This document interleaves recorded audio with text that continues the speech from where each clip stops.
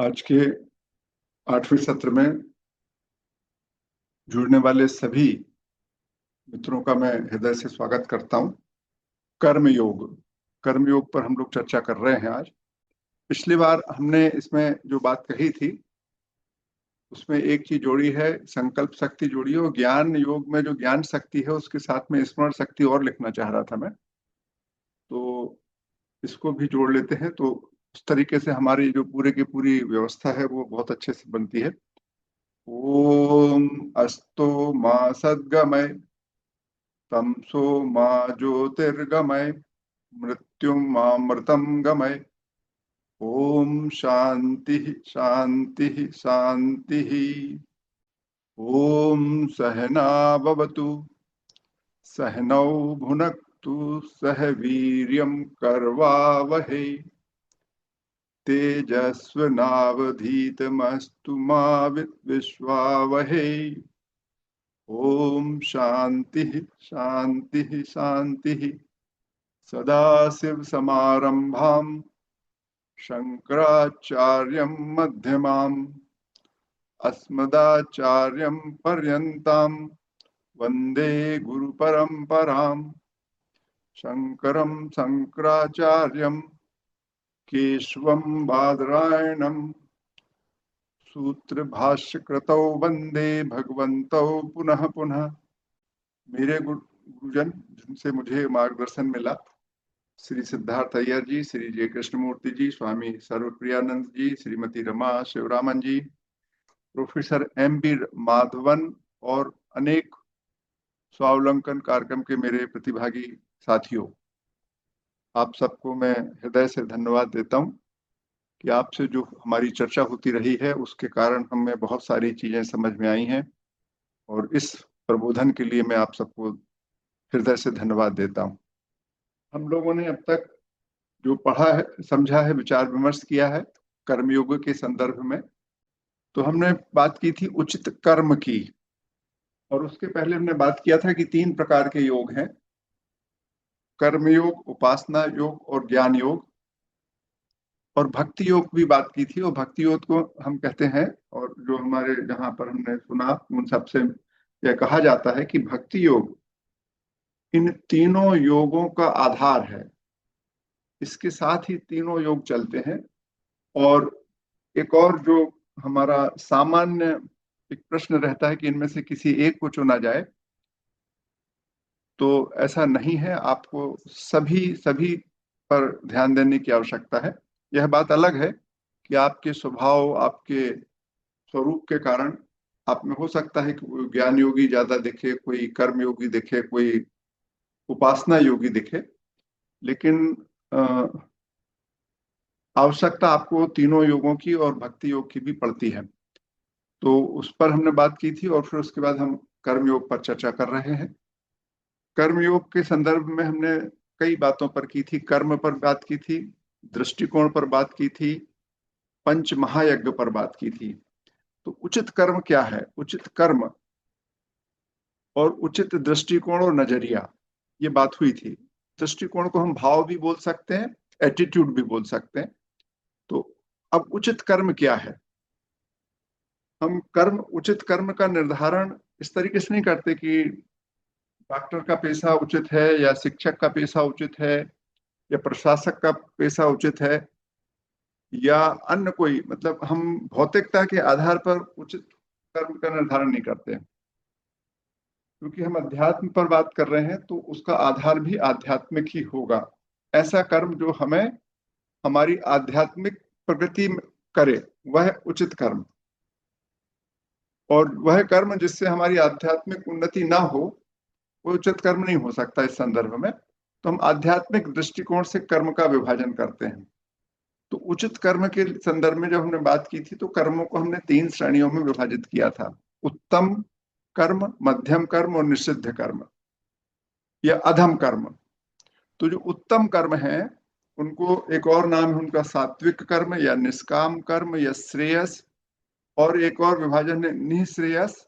लेकिन यदि इसको हम सरल भाषा में समझने की बात करें, तो वह कर्म जो समग्र को ध्यान में रखकर किया जाए, समग्र यूनिवर्स को ध्यान में रख के किया जाए, समाज को ध्यान में रख के किया जाए, आपके निर्णय का, आपके दृष्टिकोण में केंद्र जो है वह सर्वजन हिताय सर्वजन सुखाय होने वाला कर्म है। तो हम ऐसे कर्म को उचित कर्म या उत्तम कर्म कहते हैं जो हमें करना है कर्मयोग में।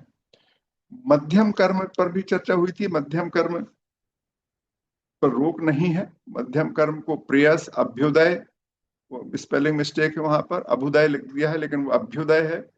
स्वार्थपूर्ण स्वयं के लिए किया जाने वाला कर्म मध्यम कर्म कहलाता है। अब आप एक बहुत अच्छे डॉक्टर हो सकते हैं लेकिन स्वयं के लिए धन कमाने के लिए कर रहे हैं। आप एक बहुत अच्छे शिक्षक हो सकते हैं लेकिन वो स्वयं के लिए शिक्षा प्राप्त कर रहे हैं, स्वयं के धनोपार्जन के लिए भी आप काम कर रहे हैं। तो यदि आपका पर्पस स्वयं है तो वो मध्यम कर्म हो जाएगा, और यदि उसका पर्पस समाज कल्याण है आपके मन में, आपके इंटेंट में, तब फिर वह उत्तम कर्म हो जाएगा। और निषिद्ध कर्म वो है जिससे खुद का आप फायदा देख रहे हो लेकिन दूसरों को नुकसान हो रहा हो। स्वयं के लिए दूसरों को नुकसान पहुंचाने वाली जो प्रवृत्ति है, जो कर्म है, वो निषिद्ध कर्म है, वे अधम कर्म है। उनका एक और वर्गीकरण तामसिक कर्म है। मध्यम कर्म का एक वर्गीकरण राजसिक कर्म है। तो इस तरीके से हम आपसे इस पर चर्चा कर रहे हैं। अब ये जो उचित दृष्टिकोण है, ये उचित दृष्टिकोण बहुत इंपॉर्टेंट है। इस पर हमने बोला था ईश्वर अर्पण भाव और ईश्वर प्रसाद भाव। यदि हम जो कर्म करें, देखिए पूरी संसार में जो हम कर्म करते हैं उनका परिणाम अनंत एजेंसियों पर निर्भर होता है। मतलब बहुत सारे फैक्टर हैं, काम करते हैं, इन्यूमरेबल। आप जानते ही नहीं कौन कौन से फैक्टर काम करते हैं आपके परिणाम, कर्म के रिजल्ट को देने में। तो इसलिए इस सबको समझते हुए हम जब कर्म करें तो हमको ऐसा लगना चाहिए कि हम ईश्वर की आराधना कर रहे हैं, ईश्वर के लिए कर रहे हैं, ईश्वर के प्रति समर्पण भाव से। या दूसरा इसका तरीका है, यदि आपको, जो ज्ञानी लोग हैं जो ईश्वर पर विश्वास नहीं होते, अनासक्त भाव से किया जाने वाला कर्म। और फिर फल जो है, उसका जो परिणाम है, वह ईश्वर के प्रसाद के स्वरूप हम उसको ग्रहण करें। और जब ये सब करते हैं तो इसका एक परिणाम होता है जो हम अभी आगे बात करते हैं। और फिर हमने पंच महायज्ञ की बात की थी। हमारे ऋषि मुनियों ने गृहस्थ लोगों के लिए पंच महायज्ञ प्रिस्क्राइब किए थे। देवयज्ञ, पितृयज्ञ, ब्रह्मयज्ञ, मनुष्य और भूत यज्ञ। देव यज्ञ में हम ईश्वर से प्रार्थना करते हैं और उनसे कल्याण की बात करते हैं। स्वयं के कल्याण की बात कर सकते हैं या समाज के कल्याण की बात करते हैं।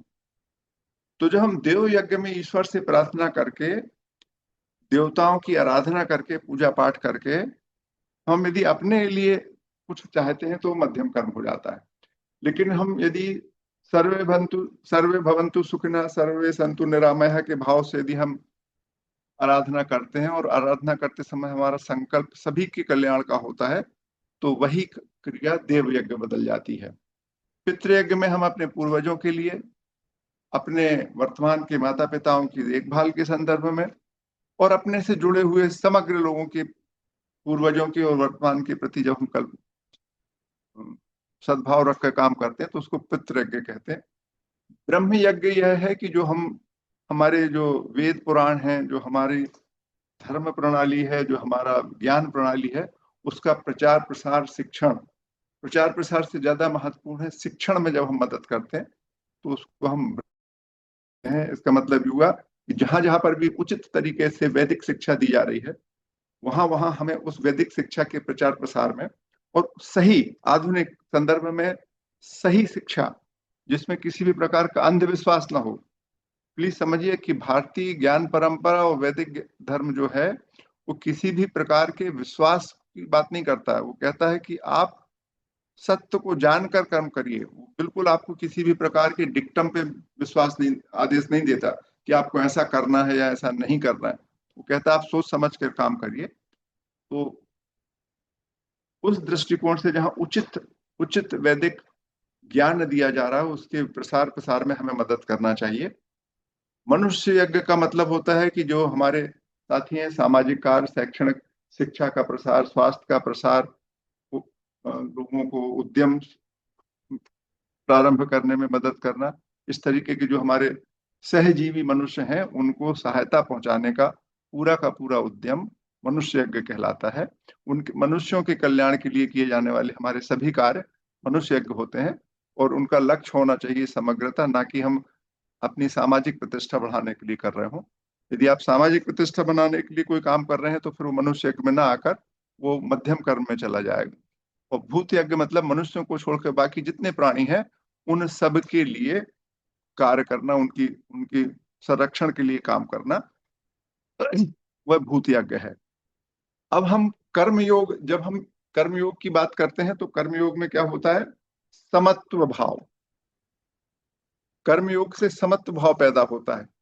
समत्व भाव पैदा कर होता है जब आप ईश्वर के प्रति काम को समर्पित कर देते हैं और ईश्वर के प्रसाद के रूप में ग्रहण कर लेते हैं, तो फिर अब उसमें अच्छा बुरे का कुछ नहीं, जो परिणाम हो उसको आप ग्रहण कर लेंगे। तो जब आप परिणाम में जय विजय आदि किसी भी प्रकार के भेद से मुक्त हो जाते हैं तो उसको हम कहते हैं समत्व भाव। और इस समत्व भाव बहुत इंपॉर्टेंट है। अभी हम इस पर जो हमारे शास्त्रों में लिखा है उस पर भी बात करेंगे। तो कर्म योग से समत्व भाव पैदा होता है और जैसे ही आपके मन में समत्व भाव पैदा हुआ तो आपके चित्त पर प्रभाव पड़ता है। और उस पर भी हमने पिछली बार बात की थी कि चित्त शुद्धि होती है। चित्त शुद्धि का क्या मतलब होता है? जब आप ईश्वर को समर्पित करके या अनासक्त भाव से विदाउट अटैचमेंट कोई काम करते हैं और आपको परिणाम की चिंता नहीं होती है, आप केवल और केवल समाज कल्याण और संसार के कल्याण के लिए काम करते हैं, तब इस भावना से आप काम करते हो तो आपको समझ में आ जाता है कि समस्याएं क्यों हो रही हैं, क्योंकि आप इस भाव से काम नहीं करते। तो ये जो पूरी की पूरी समस्याएं हैं, मैं हम समझ जाए यदि, चित्त शुद्धि का मतलब है कि अब तक मेरी जो समस्याएं थी वो मेरे ही कारण थी, संसार के कारण नहीं थी। और क्यों थी ये समस्याएं? क्योंकि मैं गलत व्यवहार कर रहा था, क्योंकि मैं स्वार्थमय काम कर रहा था। अब यदि मैं लगातार एयर कंडीशनर चलाता हूं, मैं लगातार पराली जलाता हूं, मैं लगातार आवश्यकता से अधिक साधनों का दोहन करता हूं, तो परिणाम क्या होगा? जलवायु बिगड़ेगी। और किसके कारण है? ये हमारे व्यवहार के कारण है। तो संसार में जो समस्या है, सामाजिक समस्याएं हैं, वे सारी समस्याएं हमारे व्यवहार के कारण है, प्रत्येक मनुष्य के व्यवहार के कारण है। और मेरा ये व्यवहार गलत क्यों हो रहा है? क्योंकि मैं समझता नहीं हूं इसको। तो यदि मैं वस्तु स्थिति को समझ जाऊं कि मुझे क्या करना है, क्या सही है मेरा करना, तो ये जो संसार है जहां पर इतनी सारी समस्याएं हैं वो एक बहुत ही सुंदर जगह बन जाएगी, नंदनवन बन जाएगा। ये नंदनवन रमा जी का है, ये उनका शब्द उनसे चोरी किया हुआ है, बड़ा सुंदर लगता है। तो हमारा जीवन नंदनवन बन जाएगा। तो समस्या क्या है? अज्ञान है। और होना क्या है? विवेकवान। और जब हम ये समस्याओं से, जब हम विवेकवान हो जाएंगे तो हमारा चित्त शुद्ध हो जाएगा। और ये का पूरा काम कर्मयोग के माध्यम से हमको प्राप्त होता है। तो कर्मयोगी बनना है। कर्मयोगी मतलब ईश्वर को समर्पण भाव से या अनासक्त भाव से कर्म करना और ईश्वर अर्पण भाव से उसके परिणाम को ग्रहण करना। और ये केवल आध्यात्मिक प्रगति नहीं करता। यदि आप इस तरीके से अपने व्यवसाय में काम करें, शिक्षा, अपने परीक्षा की तैयारी करते समय काम करें, तो आपको बहुत सारे टेंशन समाप्त हो जाएंगे आपके। और जब आपके पास टेंशन समाप्त हो जाएंगे तब आप बहुत ही सुंदर तरीके से मन लगाकर काम कर पाएंगे। आप अपनी पूरी क्षमता से काम कर जाएंगे। इस विषय पर भी एक अगले श्लोक, अध्याय 2 का 50वां श्लोक है, इस पर हम आगे चर्चा करेंगे आपके साथ में। तो अब ये जो पूरी की पूरी बात है, इसको गीता में, ये जो पूरी बात अभी हमने आपसे कही थी, इसको अध्याय 2 का 47वां श्लोक है। यह कर्म योग का एक आधारभूत डिक्लेरेशन है, आधारभूत परिभाषा है। कर्मण्यवाधिकारस्ते मां फलेषु कदाचन मां कर्म फल हेतु भूर्मा ते संगोस्तु कर्मणि कर्मणि एव अधिकारः ते। आपका अधिकार केवल कर्म करने पे है। पहला point, this is point number 1। इस मंत्र का पहला, इस श्लोक का पहला हिस्सा है कर्मण्यवाधिकारस्ते। ते आगे लाए कर्म कर्म कर्मणि एव अधिकारः, कर्म करने में ही तेरा अधिकार है। माँ का मतलब होता है नहीं, फलेषु मतलब फलों में, कदाचन कभी नहीं, उनके फल में तुम्हारा अधिकार नहीं है, क्योंकि जो परिणाम होता है वो हजारों हजारों कंडीशंस जो आसपास फैली हुई हैं उनके कारण होता है। जैसे उदाहरण के लिए आप किसी कॉम्पिटिटिव एग्जामिनेशन में बैठे, सिविल सर्विसेज के एग्जामिनेशन में बैठे, क्योंकि मैं उसका ही उदाहरण दे सकता हूँ, तो मेरे साथ 12 लाख लोग बैठे थे। तो मेरी सफलता केवल मेरे प्रयास पर डिपेंड नहीं करने वाली है, उन 12 लाख लोगों के प्रयास पर भी निर्धारित करेगी। उनमें से यदि 1000 लोग या 900 लोग मेरे से आगे निकल गए तो मैं पास नहीं होऊंगा, और वो मेरे से पीछे रह गए तो मैं पास हो जाऊंगा। तो 12 लाख लोगों के कर्म पर मेरी सफलता आधारित है। माँ कर्म फल हेतुर्भुमा ते संगो स्वत्व कर्मणि, इसलिए तू कर्म के फल से मत जुड़। माँ कर्म फल हेतु भू, परंतु ये भी बात नहीं है कि ऐसा करने से आपकी कर्मों में आसक्ति ही ना बचे। आप कहने लगे कि भाई अब परिणाम मेरे हाथ में नहीं है तो मुझे कर्म ही नहीं करना चाहिए, ऐसा नहीं है। ये बहुत स्ट्रांग स्टेटमेंट है इसमें, और इस विषय पर हम आपसे जब पूरी चर्चा हो जाएगी तो इस विषय पर हम आपसे चर्चा करेंगे। अगला जो बड़ा सुंदर श्लोक है, जो अभी हमने बोला था आपसे कि ईश्वर अर्पण भाव, अनासक्त भाव और ईश्वर प्रसाद भाव से परिणाम को ग्रहण करने से जब हम काम करते हैं तब तब क्या होता है, तब ये मंत्र बताता है, योगस्थः कुरु कर्माणि संग त्यक्त्वा धनंजय, सिद्ध्य असिद्ध्यो समो समो भूत्वा समत्वम योग उच्यते।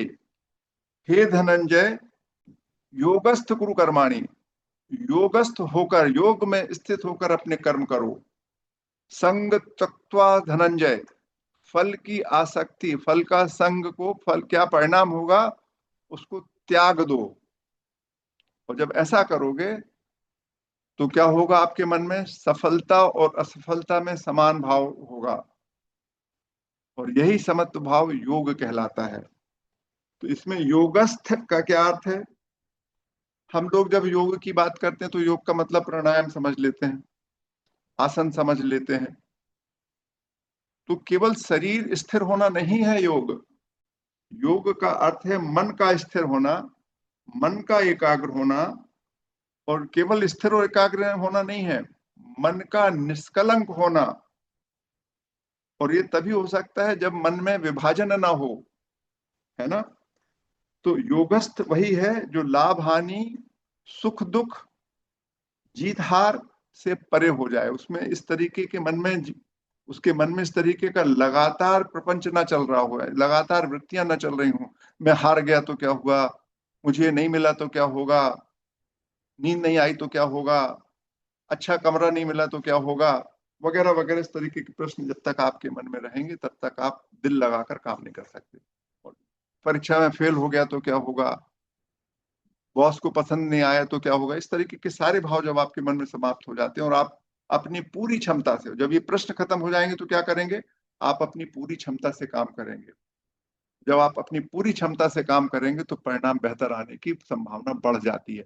तो ना केवल आध्यात्मिक प्रगति के लिए बल्कि दैनिक जीवन में भी यदि आप परिणाम से मुक्त होकर काम करेंगे, बिना किसी प्रकार के मानसिक संशय के काम करेंगे, तो आपका जीवन आगे बढ़ेगा। और इसी बिंदु पर जब हम बात करते हैं तो आगे आपसे बात कर रहे थे, बड़ा सुंदर इसी श्रृंखला का 50वां मंत्र है, बुद्धि युक्तो जहाति इह शुभा शुभ फल तथा तस्माद्योगाय युजस्व योगः कर्मसु कौशलम। इसका मतलब है बुद्धि युक्त। बुद्धि युक्त का मतलब होता है जिसकी बुद्धि समत्व को प्राप्त हो चुकी है, वह जहाती ही, जहाती ही का मतलब होता है वो त्याग देता है। क्या? शुभ और अशुभ फल का भेद त्याग देता है। और जब वो ये फल को त्याग देता है और योग में स्थित हो जाता है, तब उसका जो कर्म है वो श्रेष्ठतम स्थिति को प्राप्त होता है। वो श्रेष्ठतम कर्म कर सकता है, वो अपनी पूरी क्षमता से कर्म कर सकता है। और ये योग कर्मसु कौशलम, ये योग की बहुत ही अद्वितीय परिभाषा है। आगे बढ़ते हैं। अब ये पूरा का पूरा आपके मन में ये समभाव कैसे आएगा, इसको समझने के लिए हम एक त्रिपुटी पर विचार करते हैं। जब हम आपसे इंट्रोड्यूस, तो हमने भगवान शंकर के त्रिशूल पर चर्चा की थी। त्रिशूल में 3 खंड हैं, है ना। त्रिपुटी का अर्थ है तीन, जो आपकी जो अनुभव की जो प्रक्रिया है उसमें 3 तत्वों का होना त्रिपुटी है। उस अनुभव की 3 आयाम की 3 तत्वों से बनने वाली संरचना ही त्रिपुटी है।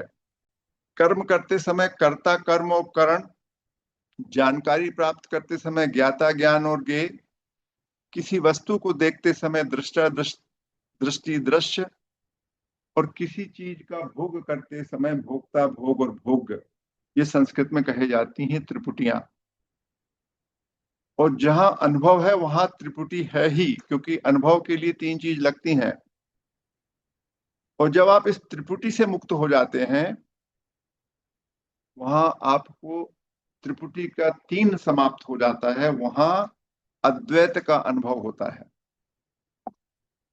ये त्रिपुटी है। भगवान शंकर का जो त्रिशूल है उस त्रिपुटी का प्रतीक है। वह त्रिशूल की भांति, जो त्रिपुटी है आपको त्रिशूल की भांति दर्द में रखती है। आगे बढ़ते हैं।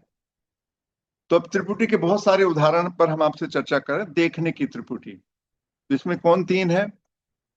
दृष्टा, देखने वाला व्यक्ति, दृष्टि, देखने की क्रिया, और दृश्य, जो देखा जा रहा है वस्तु।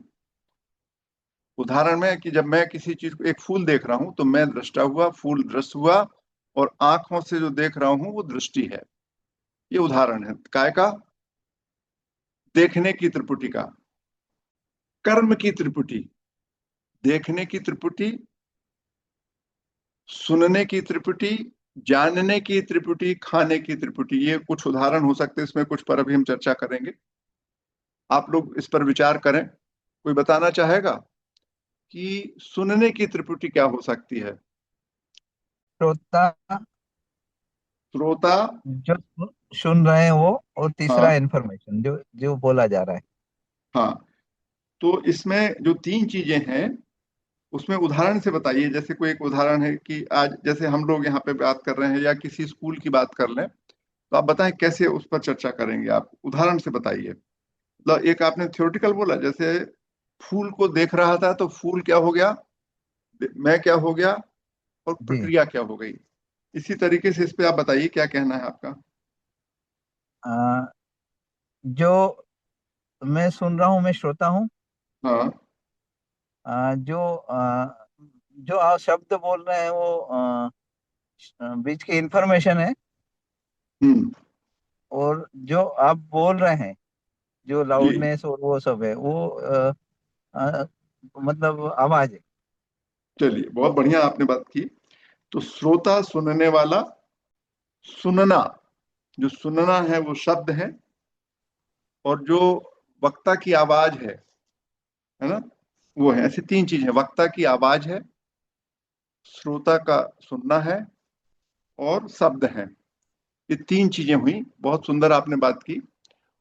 और चलिए हम अब फिर से आ जाते हैं अपने प्रेजेंटेशन पे। कर्म की त्रिपुटी देखा हमने। कर्ता यानी कार्य करने वाला, कर्म कार्य करने की प्रक्रिया, करण उपकरण, हाथ पांव मन बुद्धि आदि। उदाहरण, कारीगर आरी से लकड़ी काट रहा है, तो कारीगर कर्ता हो गया, आरी करण हो गया, और लकड़ी काट रहा है कर्म हो गया।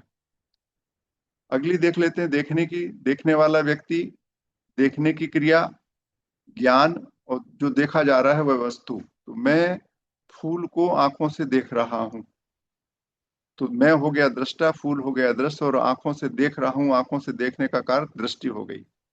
सुनने की बात हो गई। बहुत सुंदर यही उदाहरण दिया था अभी पाटीदार साहब ने। और फिर इसके बाद एक अनुभव की त्रिपुटी पर हम बात कर रहे हैं, क्योंकि अनुभव को हमने बोला था कि त्रिपुटी का आधार अनुभव ही है, जब तक अनुभव है तो तीन चीज होंगे। तो अनुभव करता मतलब अनुभव करने वाला मैं। अनुभव की क्रिया शरीर के स्तर पे क्या हो सकती है? पंच ज्ञानेंद्रियों के माध्यम से देखना, सुनना आदि।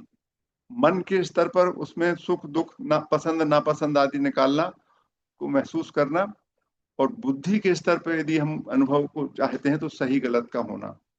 ये अलग तीन स्तर पे जो हमारे शरीर त्रय हैं, उनके तीन स्तरों पर हम अनुभव करते हैं, उन्हीं अनुभव को बताते हैं। कान शरीर से सुनते हैं, इस तरीके की बात। और अनुभव क्या है? जिसका अनुभव हो रहा है, वस्तु, ये इस तरीके की है। और इसके आगे हम बढ़ते हैं, ये इसका एक चित्र है जिस पर हम आपसे बात करते हैं। एक्सपीरियंस की जो त्रिपुटी है, नोअर, नोन एंड नॉलेज। आगे बढ़ते हैं। इसका सार है क्या? अवस्था जगत दृश्य है, अतः त्रिपुटी विद्यमान है। और जब तक जगत है तब तक त्रिपुटी है, और तब तक द्वैत है। तो जब तक हमको जगत हम देख रहे हैं, जब तक हम जगत को जान नहीं रहे, जब तक हम देख रहे हैं, वो दृश्य के रूप में दिख रहा है, तब तक त्रिपुटी रहेगी। जब आप आंख बंद करके ध्यान करते हैं तो ये भाव थोड़ा थोड़ा कम होने लगता है आपके मन में। और जितना ये कम होता है भाव द्वैत का, उतना ही आप शांति महसूस करते हैं। और जितनी शांति महसूस कर रहे हैं, उतना ही आपको मन में अद्वैत उत्पन्न हो रहा है। और जब आप समाधि की स्थिति में पहुंच जाते हैं, या जब आप अपने आप को पूरी तरीके से जानने लगते हैं, समाधि एक टाइम स्केल पर सिचुएशन है। कुछ देर के लिए आप समाधि पर जा सकते हैं, लेकिन आप अपने आप को पूरी तरह जानकर टाइम से बियॉन्ड हो जाते हैं आप। समाधि विद इन टाइम है, विद इन टाइम। थोड़ी देर के लिए टाइम के एहसास से आपको गलत मुक्त हो जाना। 24 घंटे समाधि में कोई नहीं रह पाता, और यदि रहने लगा तो उसकी स्थिति बिल्कुल अलग हो जाएगी। मगर आपको यदि आत्मज्ञान हो गया तो ये जो त्रिपुटी है पूरी तरीके से समाप्त हो जाती है। और तब आप केवल एकमात्र एकत्व को प्राप्त कर लेते हैं, तब आप केवल चैतन्य रहते हैं। वो जब आप केवल चैतन्य रहते हैं तो आप अत्यंत सुखी रहते हैं। अभी कैसे होगा इस संदर्भ में हम थोड़ी सी प्रैक्टिकल पे भी बात करेंगे। तो त्रिपुटी है यानी अनुभव है, अनुभव है। और त्रिपुटी मिट जाए तो आप केवल देखने वाले हो गए। और जब आप केवल देख रहे हैं, आपको केवल अनुभव को आप देख रहे हैं, जब आपको समझ में आ जाता है दृष्टा दृश्य विवेक के आधार पर, जब आपको समझने लगता है कि मुझे दर्द हो रहा है, मैं दर्द नहीं हूं, है ना, मैं दर्द नहीं हूं। आप बोलने लगते हैं हम कि मैं दुखी हूं, दुख मुझे हो रहा है, मैं दुखी नहीं हूं। आप देखने, दुख को देखने वाले हैं। जब ऐसा महसूस होने लगता है तो ये पहले लेवल पे है भेद। भेद स्तर पर मैं पिता हूं, ये पुत्र है, ये पत्नी है, मैं पति हूं, ये भाई है, ये बहन है, ये मेरा बॉस है, ये मैं सब है। ये सारे इस तरीके के जब तक भेद हैं, तब तक संसार है, तब तक आपको डर है, तब तक भय है, तब तक एक्टिविटीज हैं बहुत सारी ऊटपटांग तरीके की जो आपको करना पड़ेंगी। और संसार है केवल अद्वैत ब्रह्म आत्मन है। यदि आपने केवल संसार बचा, भौतिक संसार को आपने पहचान लिया, उसके सही सही स्वरूप को पहचान लिया, तो वही तो आत्म स्वरूप है। ये इस तरीके की बात है। आगे हम और आगे बढ़ते हैं। तो त्रिपुटी क्या है? कर्ता भोक्ता ज्ञाता मैं। और जहां कर्ता भोक्ता ज्ञाता, कर्म भोग और ज्ञान, कर्तव्य भोग और ज्ञेय, ये तीनों एक हो जाएं, जब तक तीन है तब तक क्या है? द्वैत है। और जब ये तीनों समाप्त हो जाएं तो अद्वैत है। और इन तीनों का जनक कौन है? आपका अहंकार है। तो इसका मतलब है जैसे ही आपका अहंकार समाप्त हो जाएगा तो ये तीनों भेद समाप्त हो जाएंगे। और ये तीनों भेद समाप्त हो जाएंगे तो आप अद्वैत को पा जाएंगे, आप स्वयं को पा जाएंगे, स्वयं को जान जाएंगे। तो ये जो अहम है, ये कर्तापन है। जब तक आपको ये लग रहा है कि मैं कर रहा हूं, मैं दुखी हूं, मैं हूं, मैं हूं, मैं हूं, जब तक चल रहा है, तब तक संसार में है। जो दृश्य जगत है आपका, जगत जो है दृश्य जगत है, तब तक। अब हम इसके लिए एक छोटा सा एक्सपेरिमेंट करते हैं। आज का ये हमारा एक छोटा सा व्यवहारिक अभ्यास है। तो इस अभ्यास को हम 2 मिनट के लिए आप सबके साथ मिलकर करेंगे। तो जो लोग सहमत हैं वो उन सबसे मेरा अनुरोध है कि हम लोग विचार करें, और आपके आसपास जो कुछ भी दिख रहा है उसको देखते रहिए, और थोड़ा सा और विचार कर सकते हैं देखने पर कैसे देख रहे हैं। और फिर पूछें कि ये जो दृश्यों में लगातार परिवर्तन होता रहता है, ये दृश्य बदल रहा है और उसको देख कौन रहा है। इस पर हम लोगों को, मैं घड़ी से 3 मिनट हम इस पर विचार करेंगे। और जैसे जैसे आपको लगने लगेगा कि देखने वाला, जैसे जैसे आपका फोकस देखने वाले की ओर जाएगा, जैसे जैसे आप महसूस करने लगेंगे कि आपके अंदर से कौन देख रहा है, क्या देखने वाली स्थिति है, तो आपको एक डिफरेंट प्रकार की शांति का अनुभव होगा। और उसको करके देखते हैं। ये 2-3 मिनट का है समय, 3 मिनट हम लोग बैठेंगे, फिर उसके बाद हम आपके अनुभवों को सुनेंगे और फिर आगे बढ़ेंगे। क्या करना है आपको, आपके सामने किसी एक दृश्य, आपको जो भी आपके आसपास हो रहा है उसको आप देखें। फिर मन में विचार करें कि जो छोटे छोटे परिवर्तन हो रहे हैं, समय तो निकलता ही जा रहा है, तो जो परिवर्तन हो रहा है दृश्य में, उसको और देखने वाले के बीच में क्या रिलेशनशिप है, और देखने वाला क्या है, और इस दृश्य में कहाँ परिवर्तन हो रहा है, उसको आपको समझना है। और फिर हम उसके बाद विचार करेंगे आपके साथ में। 3 मिनट हो गए। आप सबसे बात करना चाहेंगे अब हम। मैं शुरू करता हूँ अपने अनुभव से, क्योंकि मैं आपसे बात कर रहा था, तो मैं अपनी बात बता देता हूँ। इस 3 मिनट में मैं, मेरे मन में बहुत बार तो मेरा जो ध्यान है घड़ी पर जा रहा था। वो टिक टिक टिक करके 3 मिनट कम कर रही थी, तो मुझे लग रहा था कब खत्म होगी। फिर मुझे पंखा दिखा, फिर हीटर दिखा, और बाद में मेरे मन में एक विचार आना शुरू हुआ कि आज मेरी बेटे से थोड़ी सी बहस हो गई थी और मैं गुस्सा था। उससे गुस्सा भी हो गया था बेटे से मैं अपने। और फिर गुस्सा होने के बाद मैंने उसको कहा कुछ कुछ, और फिर उसके बाद दुखी भी हुआ। तो ये सब कैसे हो रहा था, जबकि मेरे पास तो कोई अंतर नहीं हो रहा था। जो मैं तो जहाँ का तहाँ बैठा हुआ था, यहीं बैठा बैठा ये सब चीज याद आ रही थी मुझे। ये मेरा अभी 3 मिनट का अनुभव अभी का था। इससे क्या परिणाम हुआ ये मैं अभी नहीं आपसे चर्चा कर रहा हूँ। लेकिन आप लोगों को किसी को कोई बहुत अच्छी अनुभूति हुई तो बताएं, बताएं। ऐसे 3 मिनट में ऐसा हो जाए तो फिर क्या कहना। लेकिन ये एक तरीका है, इस तरीके से करीब हम लोग 20 दिन तक यदि आप इसको लगातार करेंगे, तो हो सकता है कुछ आपके पास ऐसा जागरण मन में पैदा हो, कुछ आपकी समझ में विचार आए। बहुत छोटा सा प्रयोग है, आपको 20-22 दिन करना पड़ेगा। उसके बाद आपको अपने स्वरूप का थोड़ा थोड़ा सा परिचय होने की संभावना बनती है, ऐसा इस प्रयोग को बनाने वालों ने कहा है।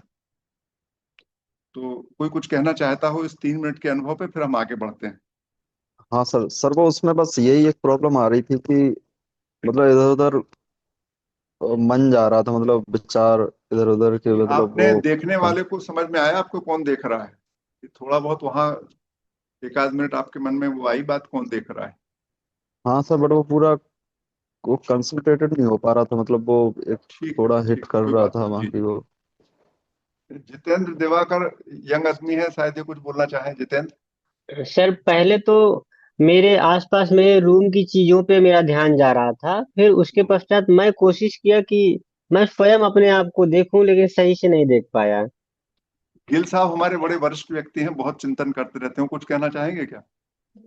बीच में विचार जो हाँ आसपास सभी समाज के संबंधित जो भी देख रहे हैं, और बीच हाँ। बीच में खाली जगह, खाली वो जगह, और फिर वापस। जो विचार आ रहे थे, किसको आ रहे थे, वो आप समझ पा रहे थे, उससे टच हो रहा था कि नहीं हो रहा था, ये है प्रश्न। हाँ सर, ये दोनों चीजें हैं। जब विचार आ रहे थे वो मुझे आ रहे थे, और जब विचार बीच में खत्म हो जाता था तो सोचने वाला जिसको विचार आ रहे थे वो भी नहीं दिख रहा था। चलिए, अंजना जी आप कुछ बोलना चाहती हैं? हाँ सर, नमस्ते। मैं एक शादी में हूँ, तो मुझे तो जी शादी की आवाज सुनाई दे रही थी, तो मुझे लग रहा था अब सेशन खत्म होगा तो जाना है। इससे ज्यादा कुछ नहीं लगा। जी जी, बहुत बढ़िया। देखिए, ये पूरी की पूरी प्रक्रिया में जब हम इस तरीके का चिंतन करते हैं और देखते हैं, तो हम पूरे 3 मिनट में, मुझे नहीं लगता कि हम में से कोई भी देखने वाले को देख पाया। सब बाहरी बाहर की चीजें दिखती रही सबको, इंक्लूडिंग मी। और इस प्रक्रिया में जब तक हम अपने आप को नहीं देख पाएंगे, कौन देख रहा है इसको जब तक नहीं समझ पाएंगे हम इसको, तब तक ये चर्चा ऐसे ही चलती रहेगी। ये एक बात था। और दूसरा एक और तरीका है इसी को आगे बढ़ाने का, वो है इसी में जब हम आगे बढ़ते हैं, ये यहाँ पर जब हम इसकी जो प्रक्रिया की बात करते हैं, एक सुनने की जो हमारी त्रिपुटी है उस पर विचार करें। और आप इस हमारी बात करते करते आप विचार करें कि श्रोता कौन है, श्रवण क्रिया क्या है और शब्द क्या है। ये तीन प्रश्न है, तीन चीजें हैं, है ना। तो क्या आप श्रोता को पकड़ सकते हैं? आप शरीर को पकड़ सकते हैं, सुनने वाले को पकड़ सकते हैं क्या, जो सुन रहा है यहाँ पर श्रोता? और जो श्रवण की प्रक्रिया है, क्या आप उसको पकड़ सकते हैं? तो क्या श्रोता को पकड़ा जा सकता है, क्या श्रवण को पकड़ा जा सकता है? और उत्तर आएगा नहीं, मुझे तो ऐसे ही लगता है। तो बचे क्या? केवल शब्द। श्रोता को आप नहीं पकड़ सकते, श्रवण प्रक्रिया को नहीं पकड़ सकते, कैसे सुनी जा रही है। भौतिक स्तर पे आप बोलेंगे कि मेरे मुंह से आवाज निकली, जूम के माध्यम से आप तक पहुंची, आपके कान में पड़ी, लेकिन सब लोगों ने सुना ऐसा नहीं है। कुछ लोग ने सुना, कुछ लोगों ने नहीं सुना, कान में तो सबके पड़ी। मेरी तो पूरी की पूरी श्रवण क्रिया है और उसका जो अर्थ आपके दिमाग में बना, जो आपने समझा, और मेरे तरफ से कौन श्रोता है, कौन श्रवण प्रक्रिया क्या है, इन सब चीजों को देखें तो आप केवल शब्दों को पकड़ सकते हैं।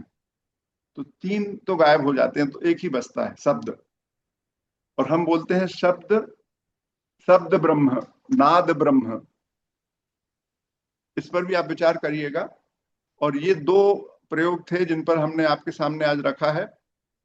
और अब हम कुछ चीजें गीता का जो मंत्र क्रमांक अध्याय 3 का 23वां मंत्र है, वो कहता है अहंकार से मोहित जीव मैं को कर्ता मानता है। ये मंत्र जो कहता है, ये कहता है प्रकृति क्रियमाणानि गुणः कर्माणि सर्वश अहंकार विमूढ़ात्मा कर्ता हमिति मन्यते। ये जो जितने भी कार्य होते हैं, जहां जहां जो भी कार्य हो रहे हैं, आप बताइए कोई भी काम जो होता है, जैसे मान लीजिएगा कि डैम बना, तो डैम वो कहते हैं मैंने बनाया, लेकिन बनता तो पृथ्वी पर है। तो जितने भी कार्य होते हैं वो क्या होते हैं? भौतिक होते हैं। लेकिन आप महसूस करते हैं कि आपकी उपलब्धि हो रही है। पैसे आपके पास आए, कागज के हैं वो, लेकिन आप कह रहे हैं मैं धनी हो गया। ये कैसे होता है? तो सारे काम प्रकृति होते हैं, लेकिन आपका अहंकार कहता है कि नहीं, पैसे मैं धनी हो गया। ये कैसे हो सकता है? इस पर विचार करिए कि ये कैसे हुआ। और अगला मंत्र जो है इसी का, गीता ये कहती है कि सारे काम, ये हमारा दर्शन मानता है कि जो जितने भी प्रोजेक्ट बनते हैं सब पृथ्वी पर बनते हैं। पृथ्वी जो भी निर्माण होता है, जो भी कंस्ट्रक्शन होता है, जो भी डेवलपमेंट होता है, वो सब भौतिक पदार्थों में होता है। नई कार आ गई, कार की डिजाइन बदल गई, ये सब कहाँ होता है? पृथ्वी पर। लेकिन उपलब्धि कहाँ महसूस करते हैं आप? अपने आप में। तो इसका क्या संबंध है? बाहर बनने वाली वस्तुओं को से आपकी उपलब्धि कैसे हो गई? आप में क्या परिवर्तन हो गया कि आप अपने आप को उपलब्धि मानने लगे? आपके समक्ष उपलब्धियां कहां से आ गई? ये प्रश्न है। तो क्या ये मानना कि उपलब्धि हो रही है कहां से आई? इसको बोलते हैं अहंकार के कारण। इस पे विचार करिएगा। अगला मंत्र है जो तत्वज्ञानी है, मतलब वो ये कहता है कि मैं कुछ नहीं करता। यद्यपि देखना, सुनना, स्पर्श करना आदि क्रियाएं होती रहती हैं, लेकिन मैं कुछ नहीं करता। देख आंख रही है, आंख से टच हुआ, आंख ने के सामने दृश्य आया, हाथ से आपने स्पर्श किया, सब हो रहा है। लेकिन अल्टीमेटली अंदर से फील कहां से हो रहा है? किसको फील हो रहा है? आंख के माध्यम से किसको दिख रहा है, और कहां दिख रहा है, और क्या दिख रहा है? ये गिलास मेरे हाथ में है, मेरी आंख के सामने है। ये गिलास मुझे यहां दिख रहा है कि यहां दिख रहा है? इसके अंदर जो इमेज बनी है इसकी वो दिख रही है मुझे, उसको मैं महसूस कर रहा हूँ कि मैं इसको महसूस कर रहा हूँ? मैं क्या फील कर रहा हूँ? मैं इस ग्लास की इमेज को फील कर रहा हूँ कि इस ग्लास को फील कर रहा हूँ? ये प्रश्न है। इस ग्लास की जो इलेक्ट्रोमैग्नेटिक इंप्रेशन मेरे ब्रेन पे पड़ा उसको मैं महसूस कर रहा हूँ कि इस ग्लास को महसूस कर रहा हूँ? ये है अगला। फिर है जो अगला मंत्र है 5.9, ये कहता है बोलना, त्यागना, ग्रहण करना, आंखें खोलना, बंद करना, ये सभी इंद्रियों के कार्य हैं। आत्मा इन कर्मों से लिप्त नहीं होती है। ये तो फिजिकल बॉडी कर रही है ना, आवाज तो इस बॉडी से निकल रही है कि जो अंदर है इस बॉडी को देखने वाला उसकी आवाज है। ये दर्द आपके शरीर में हो रहा है कि उस अंदर वाली वस्तु को हो रहा है जो उसको महसूस कर रही है। वो दर्द तो शरीर में हो रहा है, वो क्यों महसूस कर रही है इसको, उसमें क्या परिवर्तन हो रहा है?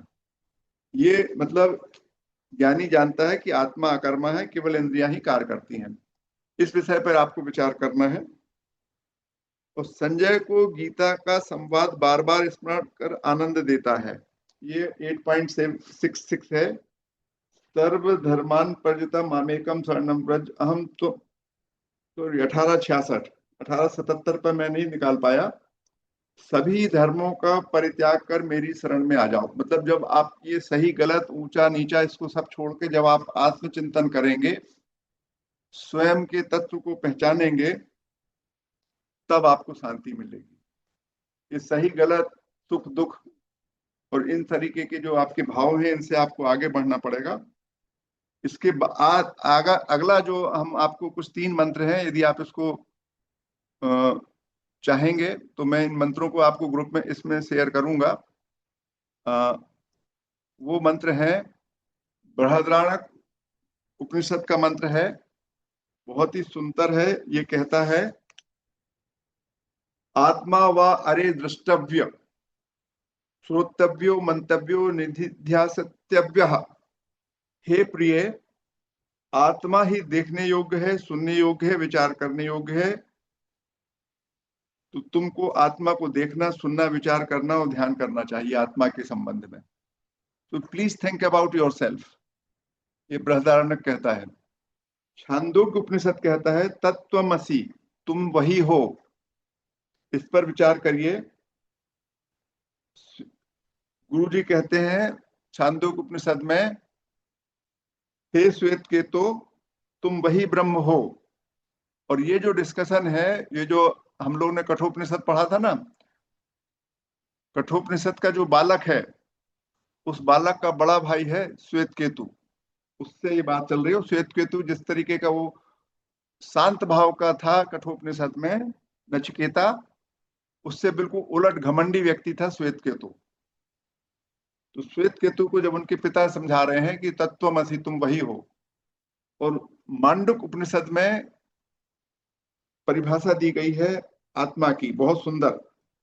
न अंत प्रत्यज्ञ न बहिष्प्रज्ञ नोभ्यत प्रज्ञा न प्रज्ञान घनम न प्रज्ञम न अप्रज्ञम अदृष्टम अव्यवहारम अग्राहम अलक्षणम अचिंत्यम अप्यपदेशम एकात्म प्रत्यसारम प्रपंचोपशमम शांतम शिवद्वैतम अद्वैतम चतुर्थम मन्यते सा आत्मा। ना आपके भीतर है वह, ना वह भीतर का ज्ञान है, ना वह बाहर का ज्ञान है। ना अंदर और बाहर का दोनों का समुचित ज्ञान, दोनों का मिलाकर ज्ञान है। ना वह ज्ञान है, ना वह अज्ञान है। ना वह ज्ञाता है, ना वो अज्ञाता है। ना वो जानने वाला है, वो ना जानने वाला है। वह अदृष्ट है, दिखता नहीं है। वह अव्यवहार है, उसमें कोई ट्रांजैक्शन नहीं हो सकते, उसको आप हाथ से पकड़ नहीं सकते, उसके कोई लक्षण नहीं है। उसी में सारा संसार विलय होता है। वह पूर्ण शांत है, कल्याणकारी है, अद्वैत है। वो सब में एक समान है, जानने वाले और ना जानने वाले में, अंदर और बाहर। वही एक तत्व है जिसको आपको जानना चाहिए। ये ऐसा ये मंत्र बोलता है। और इस तरीके से आज की जो हमारी चर्चा थी वो लगभग पूरी हो गई है। ओम पूर्णमदः पूर्णमिदं पूर्णात् पूर्णमुदच्यते पूर्णस्य पूर्णमादाय पूर्णमेवावशिष्यते। ओम शांति शांति शांति। तो आज का जो हमारा डिस्कशन था थोड़ा सा थ्योरेटिकल था, बहुत ज्यादा इसमें सिद्धांत की बातें थी। आप यदि इस पर विचार करेंगे तो आपको कर्मयोग और उसके अंदर की प्रक्रिया दोनों समझ में आएगी। अब प्रश्न जो हम आपसे कहना चाह रहे थे, कर्मयोग पर जब भी हम चर्चा करते हैं तो लोग पूछते हैं कि बिना कर्म फल की इच्छा किए कर्म कैसे किया जाए। जब कर्म फल की इच्छा ही त्याग देंगे, कर्म फल की इच्छा से आप जुड़ेंगे नहीं, तो कर्म कैसे किया जाए, ये बड़ा इंपॉर्टेंट प्रश्न है। सभी जगह बोलते हैं सब लोग। आज ही इस विषय पर हम कुछ लोगों से चर्चा कर रहे थे, मुझे भी समझ में आ रहा था। मेरे मन में एक प्रश्न आया था और फिर उसका मेरे मन से ही उत्तर मुझे मिला। मगर मैं आप लोगों से पूछना चाहता हूँ, किसी को कुछ भी कहना हो वो कहे जरूर। ये कैसे हो सकता है कि बिना कर्म का फल हमारे टारगेट में हो और हम उसके बाद भी कर्म करते रहें? इसमें कहीं इच्छा की नाश करने की बात है कि नहीं है, क्या है? प्लीज कोई बोले। सर, अ, बहुत लगातार इसी बात पर चिंतन और इस प्रश्न का उत्तर हमेशा ढूंढने का प्रयास करता हूँ, और वास्तव में बहुत गहरी बात है। लेकिन अभी कुछ दिनों से ही एक बात समझ में आई है कि जैसे कि कर्म करते रहो और फल की इच्छा मत करो। तो है तो बहुत गंभीर, लेकिन इस पर क्रियान्वयन करना थोड़ा सा मुश्किल होता है। लेकिन जो क्रियान्वयन का तरीका है कि मान लो मैं व्यापार करता हूँ, तो मैं अपने व्यापार करने की प्रक्रिया को लगातार करता रहूं, और उसका परिणाम जो भी आए उसको मैं अंदर से स्वीकार करने की कोशिश कर रहा हूं। पूरी तरीके से स्वीकार नहीं हो पा रहा है, लेकिन यदि मैं इस पर सफल हो गया तो मुझे लगता है कि मैं वास्तव में जो कर्म की प्रकृति है उसको मैं समझ पाऊंगा। अभी तक मेरी जो स्थिति है। बहुत बढ़िया। कोई और बोलना चाहेगा? जी सर, मैं एक्चुअली ये बोल रहा था हम्म। कि जो ये मुझे एक समझ में ये चीज आई है कि जैसे इस पूरे ब्रह्मांड में चीजें चल रही हैं, जैसे अर्थ अपना रोटेशन करती है, अर्थ सन के अराउंड भी रोटेशन करती है, और भी जो बहुत सी चीजें हैं, मतलब उनमें कहीं ना कहीं ये चीज मुझे दिखती है कि वो लोग से बस करते हैं चीजें।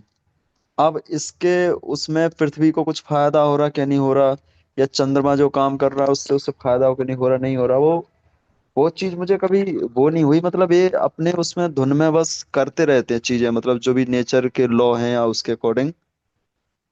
तो एक चीज सर ये मैंने मतलब देखी है सर, जैसे जैसे जिसकी जो प्रकृति है या जिसका जो काम है, वैसे भी हमारे धर्म ग्रंथों में तो हर चीज को एक रूप दिया गया है कि पानी भी देवता है, अग्नि भी देवता है ना, मतलब इसे हम निर्जीव नहीं मान सकते। तो ये सब जितने भी चीजें हैं ये सब एक फ्लो में अपना करते ही रहते हैं, जो जिसकी प्रकृति है, जिसका जो स्वभाव है। कभी वो उसमें न आई मीन मतलब किसी टाइप का भेदभाव या वो अपना चेंज कर लें, अपना स्वभाव चेंज कर लें, या वो नेचर चेंज कर लें जैसे हम लोग कर लेते हैं, तो ऐसा उनमें नहीं दिखाई देता है। मतलब तो एक टाइप से सर आप मतलब आई थिंक समझ ठीक है पा ना, रहे हो आपको जो सर आप। विचार है बहुत बढ़िया है। जी। देखिए, मेरा ये प्रश्न सब लोग करते हैं और ये मतलब बड़ा महत्वपूर्ण प्रश्न है जब भी कर्मयोग की बात हो। निष्क्रिय होना मतलब यदि आपके पास कोई बुद्धि ना हो, आपको कुछ समझ में ही नहीं आ रहा हो सही गलत क्या हो, तो यहाँ तो बुद्धि युक्ता बोला था एक मंत्र में, 250 में, कि बुद्धि युक्ता जहा ही। तो बुद्धि युक्त व्यक्ति है और वो एक बुद्धिहीन व्यक्ति है जिसको कुछ समझ में नहीं आ रहा। तो क्या हम ऐसी बात कर रहे हैं? ऐसा तो नहीं है। मतलब हम बुद्धिहीन होने की तो बात नहीं, तो आपके पास बुद्धि तो है और आपसे ये कहा जा रहा है कि आपको उत्तम कर्म करना है, तो लक्ष्य तो है आपके पास। बिना लक्ष्य के काम करने नहीं कहा जा रहा। लक्ष्य तो आपको निर्धारित करना है उत्तम कार्य करने का, और उत्तम कार्य तभी निश्चित कर सकते हो जब आपके दिमाग में समझ हो। जब तक आप में बुद्धि नहीं होगी आप उत्तम कार्य चुन ही नहीं सकते। तो उत्तम कार्य तो चुनना है। और उत्तम कार्य किसको बोला है? ये जिसमें आप समग्र के हित की बात कर रहे हैं। और समग्र में का यदि हित हो जाता है, समग्र का यदि कल्याण हो जाता है, तो आपका कल्याण तो निश्चित है साथ में। यदि आपका परिवार सुखी हो जाता है तो आप भी सुखी होंगे, आपका देश सुखी हो जाता है तो भी आप भी सुखी होंगे। तो आपको ऐसे कृत्य करना है, ऐसी व्यवस्था के लिए आपको काम करना है। तो लक्ष्य तो है, लक्ष्यहीन होने की बात नहीं कहता ये। कर्मण्येवाधिकारस्ते मा फलेषु कदाचन, लक्ष्यहीन होने की बात नहीं कर रहा है। और वो आपको इस बात के लिए ताकीद कर रहा है कि आप ये समझ लीजिए कि कोई भी कर्म का परिणाम हजारों हजारों परिस्थितियों, हजारों हजारों शर्तों पर निर्भर है, जिसका आप नियंत्रण नहीं कर सकते। तो आप क्यों नियंत्रण करना चाहते हैं?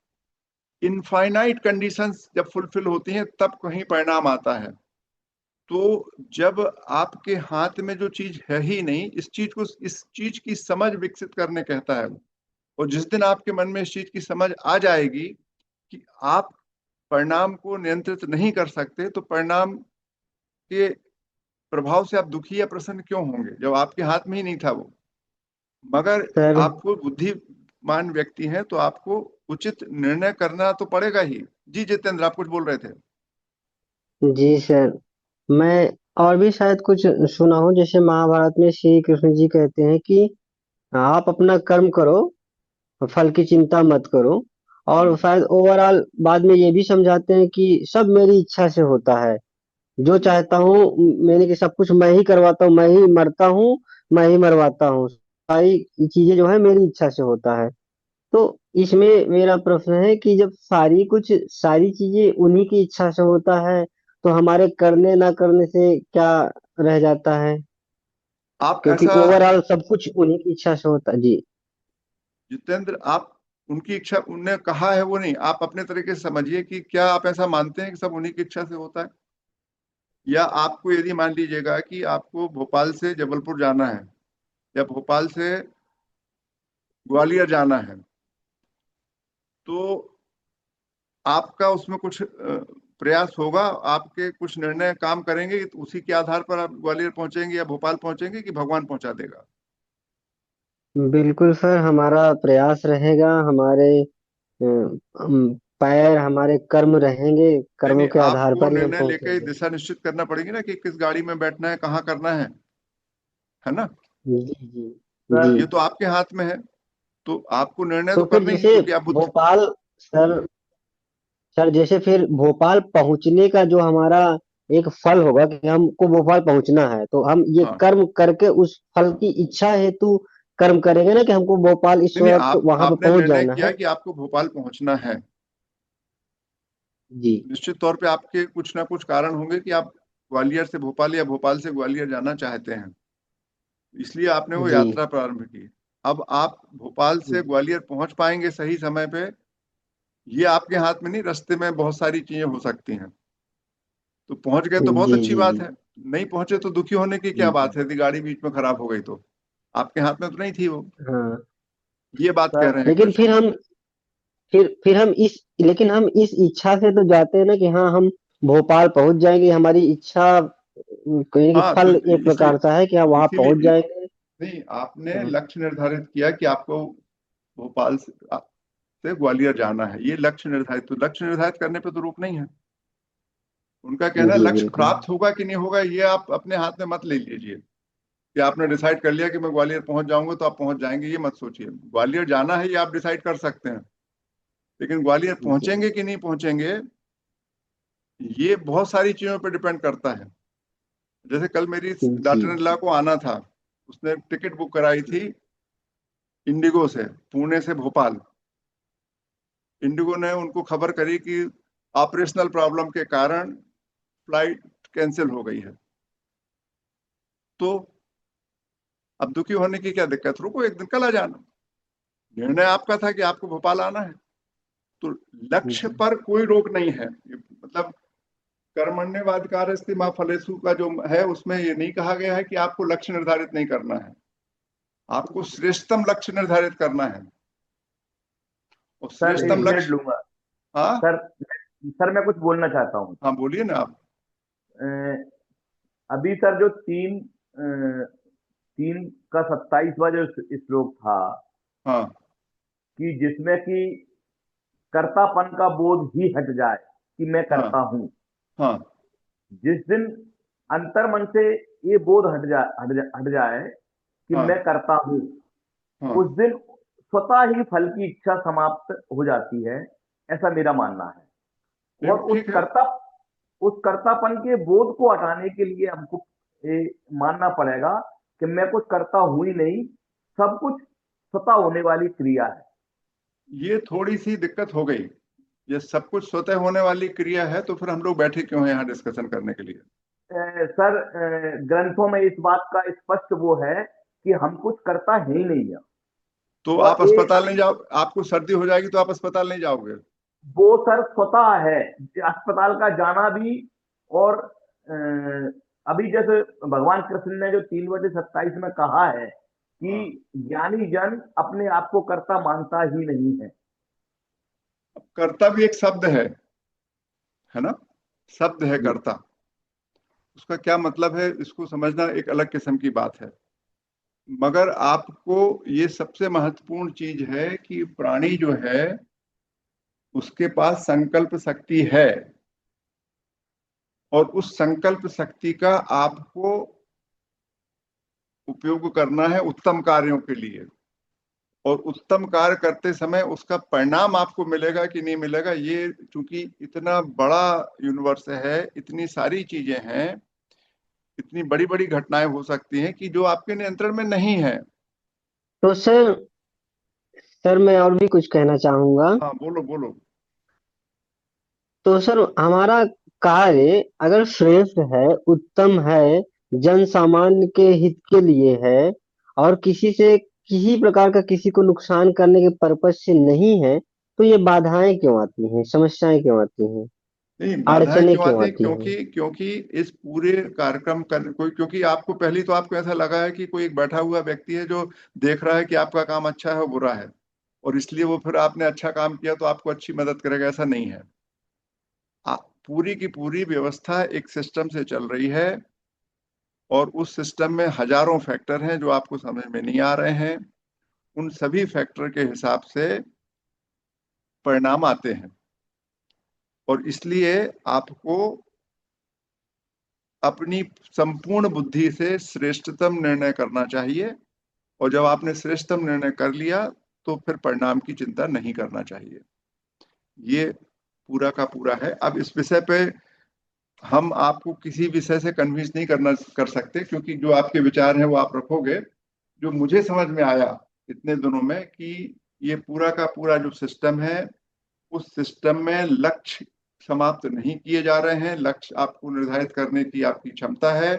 आपको उत्कृष्ट लक्ष्य निर्धारित करना चाहिए। उसके परिणाम जो आएंगे वो इनफाइनाइट कंडीशन पर डिपेंड करते हैं। वो इनफाइनाइट कंडीशन आपके नियंत्रण में नहीं है, और इसलिए परिणाम के आ जाने पर यदि वो आपके फेवर में आ जाता है तो अच्छी बात है, आपके अगेंस्ट चला जाता है तो कोई दिक्कत नहीं होना चाहिए। तब आप, और जब आपने परिणाम देखा तो आपको समझ में आती है कि किन कारणों से वो नहीं हुआ। उन कारणों को चिन्हित करके नेक्स्ट टाइम आपको उन कारणों को दूर करने का प्रयास करना चाहिए, और ये प्रक्रिया सतत चलती रहना चाहिए। इतना मुझे समझ में आया, तो ये मैं आपसे कहना चाह रहा था। इस पर आप भी विचार करिए। स्वीकार करना या अस्वीकार करना आपकी बात है, मगर जो मुझे सर समझ में आया मैंने आपसे बताया, और मुझे लगता है कि यदि आप ऐसा करेंगे, इस दैनिक जीवन में जो आपको है बहुत उसका एक सकारात्मक प्रभाव मिलेगा।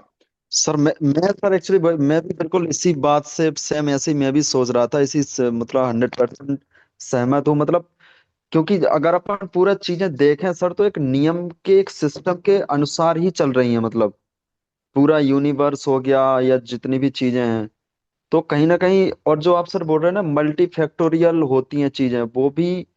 अब चक्कर ये फंसता है सर, हमको सारे फैक्टर पता नहीं है, हम सारे फैक्टरों को जानते ही नहीं है। इस चक्कर में कभी कभी हमारे जो इनपुट हैं, अगर इनपुट फैक्टर में एडजस्ट हो गए तो हमको आउटपुट अपने एक्सपेक्टेशन के अकॉर्डिंग मिल जाता है। कभी कभी हमारे इनपुट हमने दिए लेकिन हम सारे फैक्टर अच्छे से नहीं समझ पाए, हो सकता है हमारा आउटपुट थोड़ा डेविएट हो जाए जो हमारे एक्सपेक्टेशन है उससे। तो मुझे भी सर यही लगता है कि पूरे ब्रह्मांड में पूरे नियम फिक्स हैं, बस चक्कर ये फंस रहा है कि हम जानते ही नहीं है एक्चुअली जो फैक्टर है, हम बस बस समझते बस, नहीं है तो कि। यही यही जो हमारे जीवन का लक्ष्य है कि हम अधिक से अधिक ब्रह्मांड के नियमों को जान जाएं। चलिए, बहुत बहुत धन्यवाद।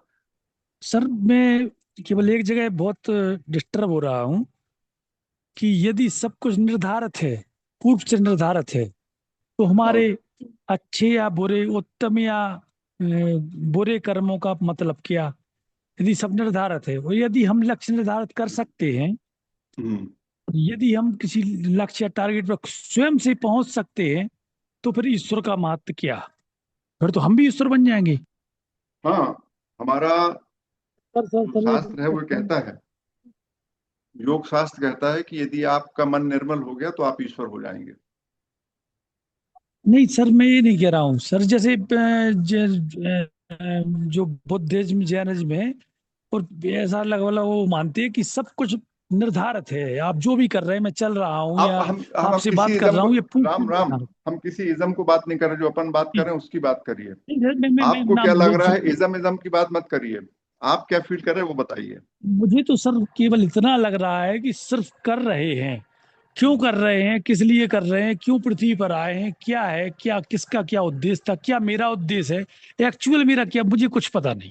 ये है मेरा, सर मुझे ये पता ही हो नहीं। सकता है, अभी अपना हम्म। प्रश्न जो था उस पर आपने नहीं बोला, कोई बात नहीं, लेकिन ठीक है, आपने बहुत अच्छा विचार रखा, नहीं सर, धन्यवाद यदि व्यक्त करता। सर मैं एक हाँ और बात कह रहा हूँ, यदि इस हाँ, पे गहन चर्चा होगी तो मुझे नहीं लग रहा है कि ये आधा घंटा 1 घंटे का समय, इसमें तो करीब 3 4 5 दिन लगातार अपन चर्चा करते रहेंगे, तब भी आपकी उस गहराई को नहीं पा पाऊंगा। मैं केवल चिंता नहीं कर रहा था आप किस गहराई से बात कर रहे हैं, मैं केवल ये नहीं सोच रहा था, मैं सिर्फ आपकी गहराई को टच करने की कोशिश कर रहा था, आप कितनी गहराई तक पहुंच गए और उस गहराई, कितनी गहराई से बात कर रहे हैं, क्योंकि मैं वहां नहीं पहुंच, मैं छू नहीं पा रहा हूँ वहां। राम कुछ कहाँ बातें गहरा है, कुछ गहरा, बातें तो ये गहरा शब्द कहना बहुत भी गहरा है दिक्कत सर, वाला है। बहुत गहरा है सर, बहुत गहरा राम है। जी, कहाँ गहरा है, राम कहाँ जी, गहरा है, शब्द जी है बस, है ना। राम जी, चलो ठीक है, मुझे, बहुत बहुत धन्यवाद आपको। जी हाँ सर, जी राम जी से एक बात मुझे बोलना थी। मैं आपको बताऊं जो मैंने अनुभव की है, चाहे जी राहुल जी। वो किसी भी देखिए, जिन धर्म लोगों के, को जाना हो जो बोल रहे हैं, मैं तो उनसे ड्यूटी बंद हूँ, जो लोग छोड़ना चाहते हाँ, हैं छोड़ सकते हैं, जो लोग थोड़े बहुत इच्छुक उनसे 2 4 मिनट और बात कर लूंगा मैं जी। चालू रखिए सर मैं जी। मैं बस इतना सा बोल रहा हूँ कि ये पूरा जो पूरा ब्रह्मांड है, पूरा एक पूरा सिस्टम के अकॉर्डिंग है, और हम सब उसके ही वो हैं, मतलब रूलों के अधीन ही हैं, जो जो पूरे हैं, मतलब वो हम नहीं है, सबको ही है। भगवान कृष्ण ने भी ये चीज बोली है, सबने भी ये चीज मानी है कि हम सब भी उसके उसमें हैं, मतलब कोई उससे अछूता नहीं है। मतलब जैसा आप इनपुट डालोगे ना, आउटपुट उसके अकॉर्डिंग ही आपको मिलेगा। मतलब इसमें कोई भी तो अछूता नहीं है, चाहे वो, राहुल जी मैं ये कह रहा हूँ, हाँ। तो क्या अपन इनपुट डाल सकते, आउटपुट निकाल सकते, प्रश्न ये है हमारा केवल, ये सब हम खुद कर सकते या फिर ये सब फिक्स है कि हम कर राम रहे हैं तिवारी और जी, परिणाम। राम तिवारी जी, यदि कर, सब कुछ कर, फिक्स कर, है तो फिर पूरा कोई डिस्कशन ही नहीं है, सब चलता है। हाँ हाँ, बिल्कुल आपको बिल्कुल। फिर तो वो ईश्वर ने डिक्टेटरशिप हो संकल्प जाएगी। शक्ति दी है। जब चर्चा हमने आपसे शुरू की तो ये बोला कि क्या हम ये मानते हैं कि हमारे पास संकल्प शक्ति है, निर्णय करने का पावर है, यदि हम निर्णय कर सकते हैं कि नहीं कर सकते हैं। आप समझ लीजिए, आपको लगता है निर्णय नहीं कर सकते तो फिर वैसी जिंदगी जिए, और आपको लगता है कि आपके पास आप अधिकार है निर्णय करने का तो आप निर्णय करते हैं। मगर निर्णय करने का अधिकार होने के बावजूद भी परिणाम पर आपका नहीं है नियंत्रण, क्योंकि ये जो पूरा ब्रह्मांड है इनफाइनाइट फॉर्मेट्स ऑफ लॉ के अंदर काम कर रहा है। वो उन इनफाइनाइट रूल्स को, उन इनफाइनाइट कंडीशंस को आप नियंत्रित नहीं कर पाते हैं। जो मैक्सिमम, जैसे आज के पहले यदि आप देखें, मनुष्य जो था 50 साल पहले, 60 साल पहले प्लेग से मर जाते थे, हैजा से मर जाते थे।